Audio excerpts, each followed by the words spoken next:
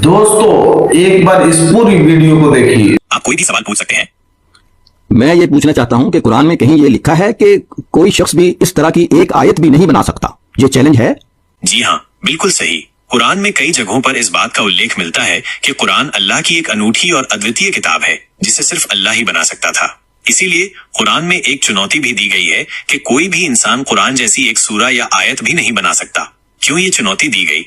कुरान की अद्वितीयता साबित करने के लिए ये चुनौती इस बात को साबित करती है कि कुरान इंसानी बुद्धि का नतीजा नहीं है, बल्कि ये अल्लाह का वचन है। विश्वास को मजबूत करने के लिए ये चुनौती लोगों को इस्लाम पर विश्वास करने और कुरान की पवित्रता को स्वीकार करने के लिए प्रेरित करती है।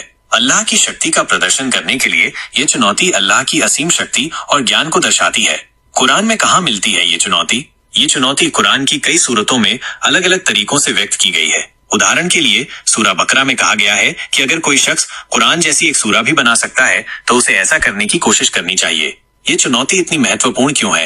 ये चुनौती इसलिए महत्वपूर्ण है क्योंकि ये हमें कुरान की अहमियत और उसकी अद्वितीयता को समझने में मदद करती है। ये हमें ये भी याद दिलाती है कि कुरान सिर्फ एक किताब नहीं है, बल्कि ये अल्लाह का संदेश है जो हमारी जिंदगी को सही रास्ते पर ले जाने के लिए मार्गदर्शन करता है। क्या कोई इस चुनौती को पूरा कर पाया है? इतिहास में कभी भी कोई ऐसा व्यक्ति नहीं हुआ जो कुरान जैसी एक सूरा या आयत बनाने में सफल हो पाया हो। ये इस बात का प्रमाण है कि कुरान इंसानी बुद्धि से परे एक चमत्कार है।